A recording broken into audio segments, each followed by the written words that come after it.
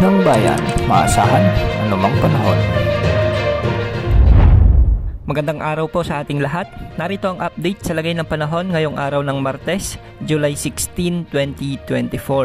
Sa kasalukuyan ay patuloy nating minomonitor ang low pressure area sa loob ng ating area of responsibility. Huli itong lamatan ng Pag-asa sa layong 310 kilometers east-northeast ng Davao City. Samantalang ang hanging habagat o southwest monsoon naman ang nakakapekto sa kanlurang bahagi ng Southern Luzon at Mindanao at localized thunderstorms naman sa natitirang bahagi pa ng ating bansa. Dahil sa trough ng low pressure area, asahan ang maulap hanggang sa maulang panahon ngayon sa bahagi ng Eastern Visayas, Caraga at Davao Region. Ayon sa Pag-asa, tumataas ang tsansa nitong lumakas bilang isang ganap na bagyo sa mga susunod na oras habang dumadaan sa Visayas at sa Southern Luzon. Posible munang itong mag-generate ng lakas habang nasa karagatan sa silangan ng bansa.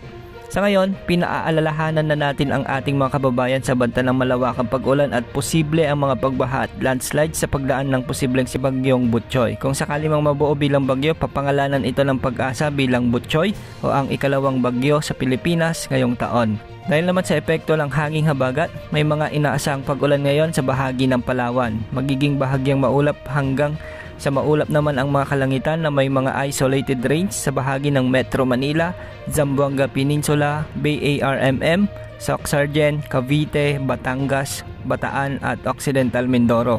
Maging alerto rin po sa banta ng pagbaha at pagguho ng lupa. Samantala may mga lugar namang posibleng ulanin dulot ng mga localized thunderstorms.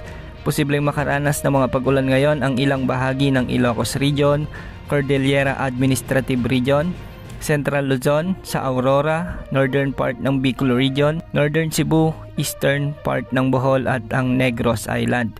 Maging alerto rin po sa mga biglaang pagbaha at pagguho ng lupa. Samantala, isa pang potensyal na bagyo ang posibleng mabuo sa silangan ng bansa sa mga susunod na araw at ayon ito sa Tropical Cyclone Threat Potential ng Pag-asa.